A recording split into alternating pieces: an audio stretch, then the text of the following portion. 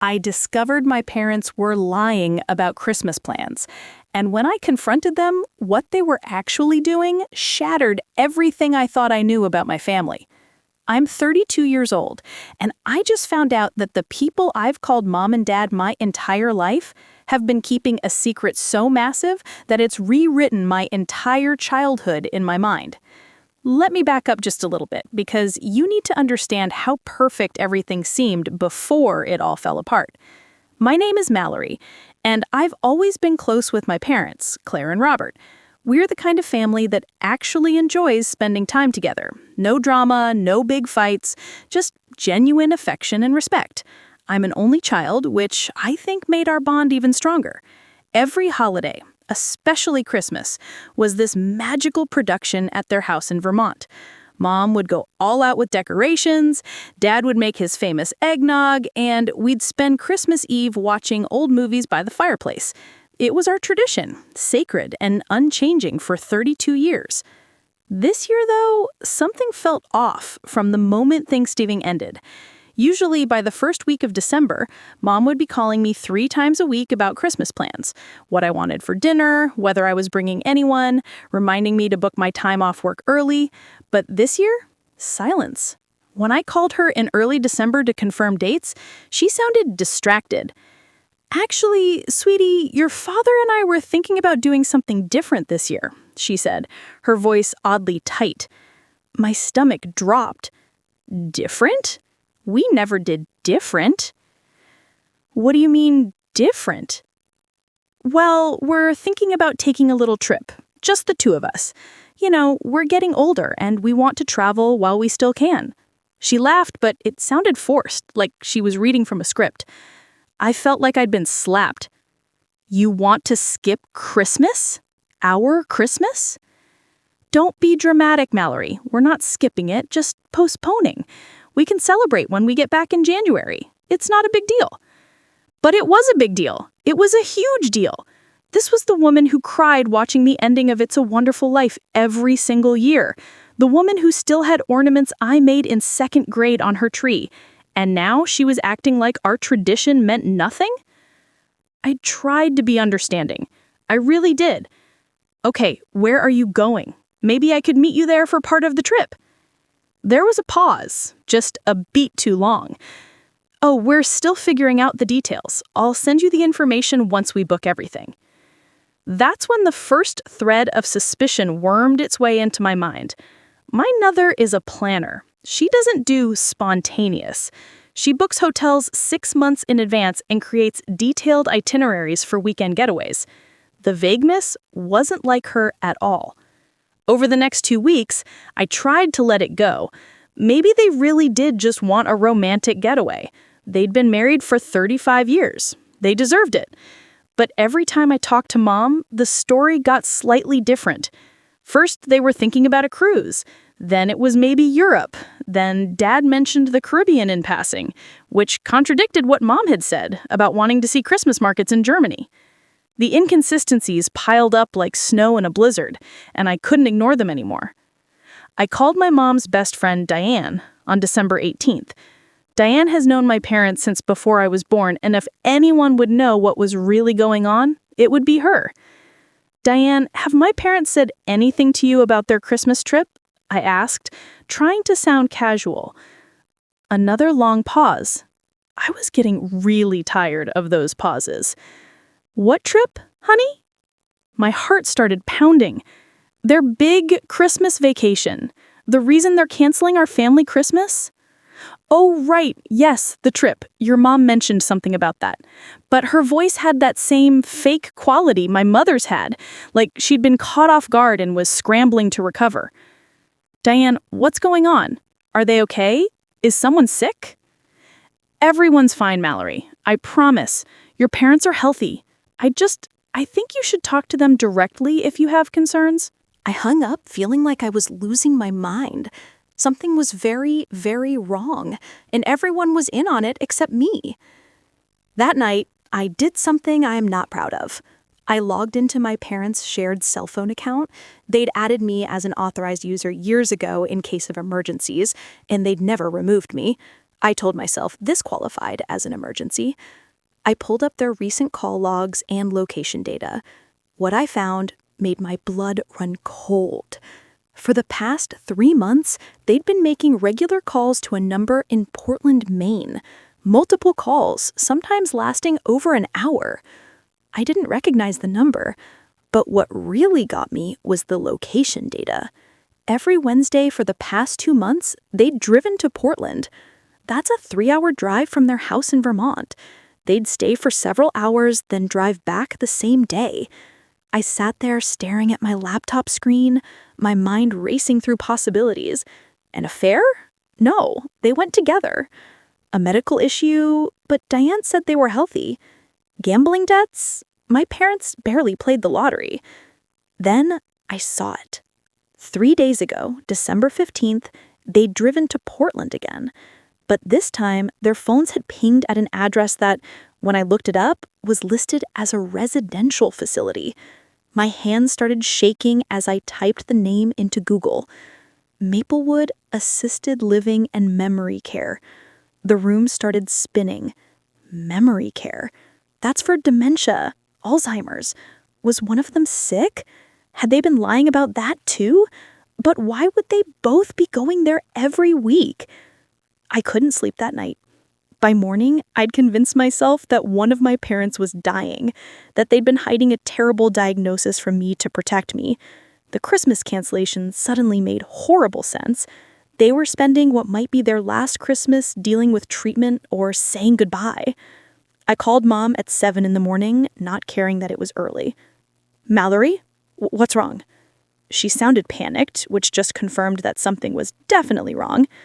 "I need to know what's going on. Right now, no more lies about Christmas trips that don't exist." Silence. Then, "I don't know what you're talking about." "Mom, I know about Portland. I know about Maplewood. I know you've been driving there every Wednesday for months. Just tell me the truth. Is it Dad? Is he sick? Is it Alzheimer's?" I heard her sharp intake of breath. "Mallory Ann, how do you know about that?" She stopped abruptly. "We need to talk in person. Can you come to the house tonight? Tell me now." "No, this isn't a phone conversation. Come to dinner tonight, 6 o'clock, please." Her voice cracked on that last word, and I heard genuine fear in it. I told my boss I had a family emergency and left work at 3. The drive to Vermont felt like 17 hours instead of 2. My mind kept creating and discarding scenarios. Maybe they were both sick. Maybe they were moving to Portland and didn't know how to tell me. Maybe they joined some kind of cult. That would explain the secrecy and the weird behavior. When I pulled into their driveway at 5:45, both their cars were there. The house looked exactly the same as always, white with blue shutters, a wreath on the door, lights strung along the roofline. Normal. Perfect. A lie. Mom opened the door before I could knock. She looked like she'd aged 10 years in the 3 weeks since Thanksgiving. Her eyes were red and she'd lost weight. Dad stood behind her in the hallway and he looked just as wrecked. "Come in, sweetheart," Mom said quietly. We sat in the living room, the same living room where we'd opened Christmas presents every year of my life. The tree was up, I noticed, decorated with all our traditional ornaments, including my lopsided felt angels from childhood. Why would they bother decorating if they were planning to be gone? "You're not going on a trip for Christmas, are you?" Dad shook his head. "No, we're not." "Then what's happening? What's in Portland? Are you sick?" Mom reached over and took my hand. Hers was trembling. "Nobody's sick, baby. We're all healthy." But there's something we should have told you a long time ago, and we didn't, and now it's complicated. Just tell me. Dad cleared his throat. "The person we've been visiting in Portland, her name is Margaret. She's 84 years old. And He looked at Mom, who nodded encouragingly. "She's your biological grandmother." I actually laughed. It was such an absurd statement that my brain couldn't process it as real. "What are you talking about? Grandma Jean died when I was 15. Grandpa Robert died before I was born. I don't have a grandmother." "Margaret is my mother. Dad said, and his voice broke. She's my mother, and you've never met her because we made a terrible mistake 32 years ago. The room tilted. I pulled my hand away from Mom's. I don't understand. When you were born, Mom started, speaking carefully like she was navigating a minefield. Your father and I were having some problems, not with each other, but with his parents. They had very strong opinions about how we should raise you, about religion, about where we should live, about my working. They were controlling and critical, and it got worse after you arrived. Margaret and my father, Thomas, threatened to sue for grandparents' rights. They said we were unfit parents because your mother worked, and because we weren't raising you in their church. It was insane. We'd never neglected you or put you in danger. We just wanted to live our own lives and make our own choices. My mouth was dry. So what happened? We cut them off, Mom whispered. Completely. We moved from Maine to Vermont, changed our phone number, and told you they had died. Thomas, your other grandfather, actually did pass away about 15 years ago. But Margaret, we let you believe she was gone too. I stood up so fast the room swayed. You lied to me? About her being dead? For my entire life? We thought we were protecting you, Mallory. They were toxic. They would have poisoned your mind against us. We did what we thought was best. You didn't let me decide. You didn't let me know her. I was shouting now, tears streaming down my face. How could you do that? How could you take that choice away from me? Mom was crying too, because we were young and scared, and maybe we made the wrong call. But Mallory, they were threatening to take you away from us. Do you understand that? They filed papers. We had to fight them in court. It was a nightmare. So you just erased her from existence? You told me she was dead. It seemed kinder than explaining that she hated us, Dad said weakly. I paced to the window, trying to breathe. 32 years of Christmas mornings, birthday parties, graduations, and all of it built on a lie. Why now? Why are you seeing her now? She has dementia, Mom said quietly. She's in memory care. Her neighbor tracked us down 6 months ago through social media. Margaret doesn't have anyone else. Thomas died, she never remarried, and your father was an only child. The facility needed family to make medical decisions. At first, we were just going to handle the legal stuff and stay distant, but I saw her, Dad said, his voice thick with emotion. I saw my mother confused and alone and forgetting who she even was, and I couldn't stay away. We've been visiting every week, getting to know her again, or trying to on her good days. And Christmas? I asked, my voice hollow. She's gotten worse, Mom said quietly. The doctors don't think she has much time left, maybe a few months. We wanted to spend Christmas Day with her because it might be the last one she'll understand enough to enjoy. We were going to drive down Christmas morning and spend the day there. Why didn't you just tell me the truth? They looked at each other, and I saw a lifetime of shared guilt pass between them. Because we were ashamed, Dad finally said. Because once we started the lie, we didn't know how to stop it. And because we were afraid of exactly this. Of you looking at us the way you're looking at us right now. I grabbed my purse. I need to leave. Mallory, please. No, you don't get to please me right now. You lied to me about someone dying. Do you understand how messed up that is? I grieved for someone who was alive. I accepted that I'd never know my grandmother, and all this time, she was 3 hours away. She wasn't herself anymore by the time we reconnected. Mom tried. The dementia. I don't care. That wasn't your decision to make for me. I headed for the door, then turned back. And you know what the worst part is? You're still lying. You weren't going to tell me about Christmas. You weren't going to tell me any of this. I had to track you down like some kind of detective. You were just going to keep visiting her in secret until she died, and I never would have known I had a grandmother who was alive. That's not true, Dad said desperately. We were planning to tell you, we just didn't know how. When? When were you planning to tell me? After she died so I could feel guilty forever that I never met her? Or were you just going to keep this secret to your graves? Neither of them had an answer for that. I drove to a hotel in Burlington and spent the night crying and staring at the ceiling. My phone buzzed constantly with calls and texts from both of them, but I couldn't deal with it. My entire foundation felt cracked. If they'd lied about this, what else had they lied about? Could I trust any of my memories? By morning, anger had settled into something colder and harder. I called the facility in Portland directly. "Hi, I'm calling about Margaret Brennan. I'm her granddaughter." There was a pause. Oh, we've heard about you. Your parents talk about you all the time. Margaret asks about you too, actually. On her good days, she remembers that Robert had a daughter." My throat tightened. She knows about me? Of course. Your father brings photos. She keeps one by her bed. I think it's from your college graduation. I had to pull over because my hands were shaking too hard to drive. They'd been sharing my life with her, showing her photos, and they never thought to share her with me. I made a decision right there on the side of the highway. I called my parents. Dad answered on the first ring. "Mallory, I'm going to Portland today.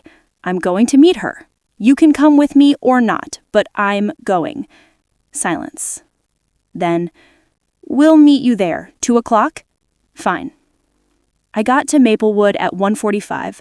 It was a nice facility, clean, bright, with artwork on the walls and plants everywhere. Not the depressing nursing home I'd imagined. A nurse at the desk smiled when I gave my name.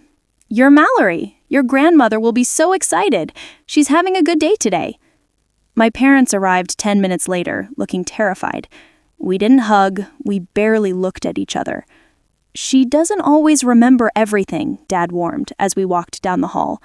"Sometimes she thinks I'm still a teenager. Sometimes she doesn't know me at all. Just be prepared."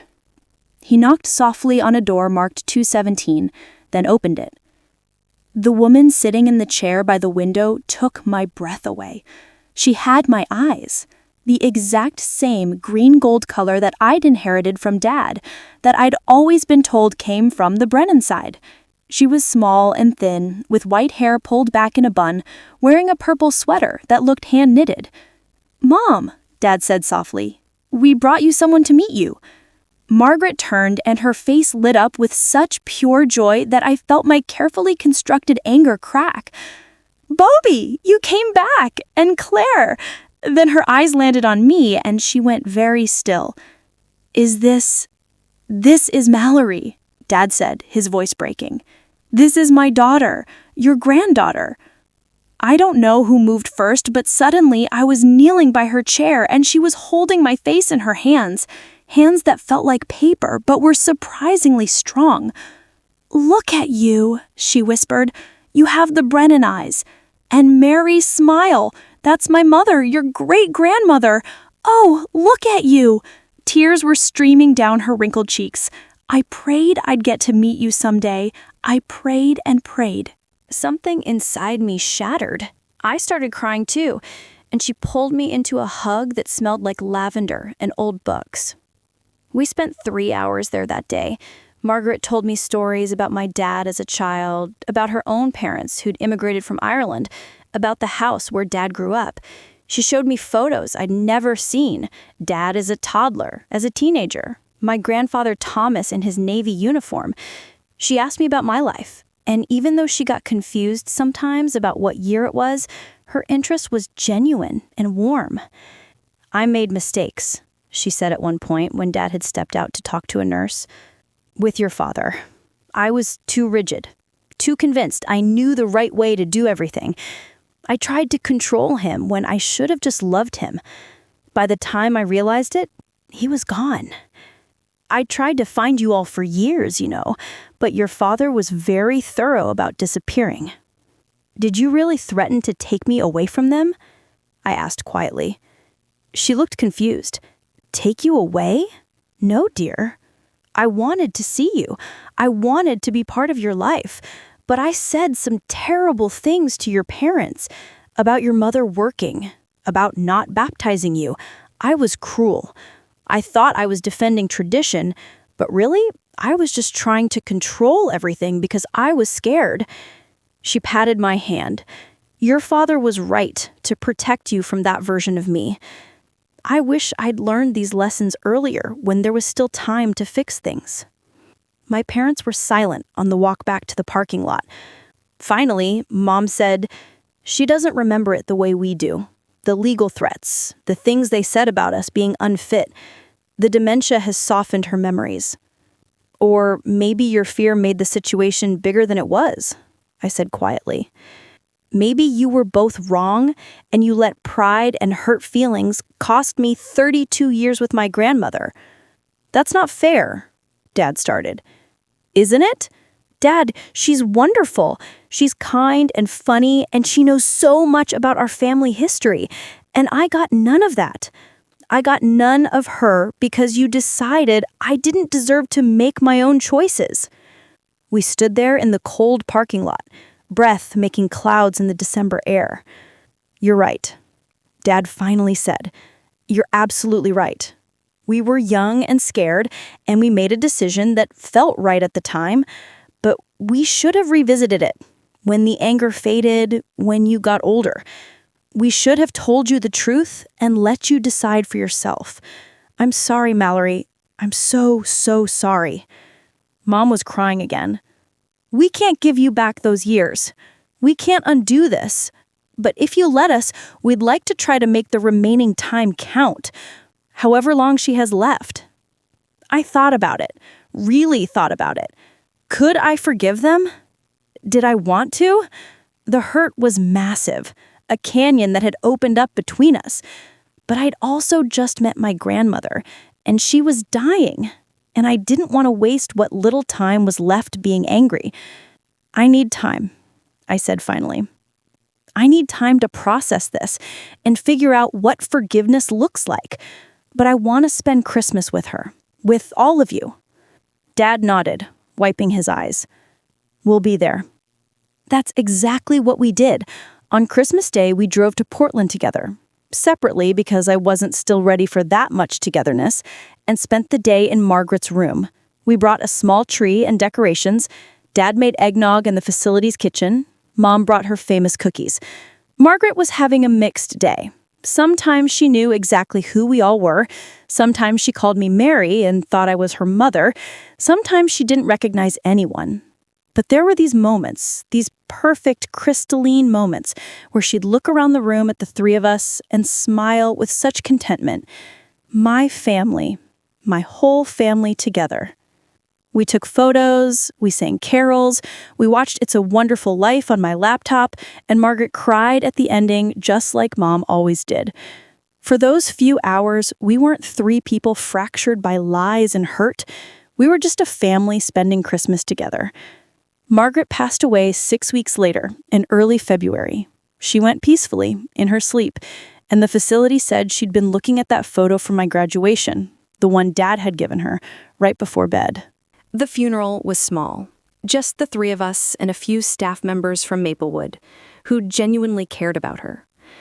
Standing at her grave, I realized that my anger at my parents had shifted into something more complicated.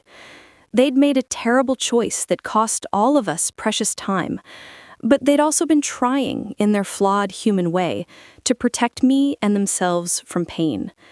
They'd been wrong, absolutely wrong, but they'd been wrong from a place of fear, not malice. I forgive you, I told them at the reception afterward. I don't know if things will ever be exactly the same between us, but I forgive you. And I think she did too. Mom hugged me so tight I could barely breathe. Dad just stood there crying, this big, bearded man who'd always seemed so solid, just completely falling apart. Thank you, he whispered. Thank you for giving us a chance to make it right. Even a little bit.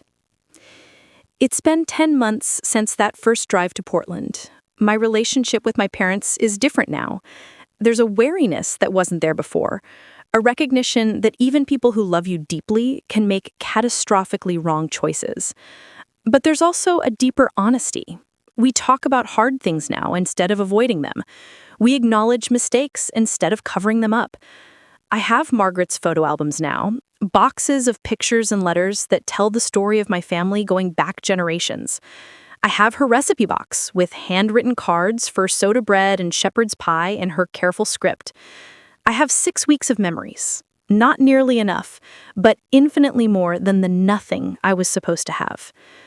Sometimes I think about all the Christmas mornings she missed, all the birthdays and graduations and ordinary Tuesdays. I think about my parents carrying that secret for 32 years, the weight of it growing heavier each year, until they were so buried under the lie they couldn't find their way out. But mostly, I think about that first afternoon in her room, how she held my face and said I had the Brennan eyes, how she'd prayed to meet me, how even in her confusion and fading memory, she recognized me as family. The truth is, my parents did lie about Christmas plans, but the real lie was so much bigger and deeper than a canceled holiday. It was a lie that stole decades from all of us. And while I'm grateful we found our way to some kind of truth in the end, I can't help but grieve for all the moments we'll never get back. For every Christmas Margaret spent alone, for every story she never got to tell me until it was almost too late. I keep that graduation photo on my own nightstand now, the same one she kept by her bed. In it, I'm 22 and grinning, arms around my parents, the whole world ahead of me. I didn't know that day that I had a grandmother 3 hours away who would have loved to be there, who was, maybe, looking at photos of me in secret, praying for a chance to meet me. Now I know, and knowing changes everything. This Christmas will be our first without her, and our first with the truth finally spoken aloud. We're going back to the old tradition, Christmas Eve at my parents' house in Vermont, the fireplace and the eggnog and the movies. But this year, we're adding something new. We're making Margaret's soda bread from her recipe. We're looking through her photo albums together. We're telling her stories and saying her name. We're giving her the place in our family she should have had all along. Because here's what I've learned. You can't undo the past. You can't reclaim lost years or unsay words or unmake terrible choices. But you can choose every single day to build something more honest going forward. You can choose truth over comfort, vulnerability over perfection, connection over pride. My parents stole my grandmother from me. That's the brutal truth, and I carry the weight of it. But in the end, they also gave her back. Not all of her, not enough of her, but the piece we were able to salvage. And in doing so, they gave me something else. The knowledge that even when people fail you completely, there's sometimes still a path to forgiveness. Not because you forget, but because you choose to believe that people can grow, can change, can do better. I'm still angry sometimes. I probably always will be. But I'm also grateful for those 6 weeks, for those Christmas hours in a memory care room decorated with borrowed lights, for the chance to know, even briefly, where I came from. Margaret is gone now. The lies that kept us apart are finally buried with her. And what remains is the truth. Messy and painful and complicated, but real. And real, I'm learning, is always better than perfect.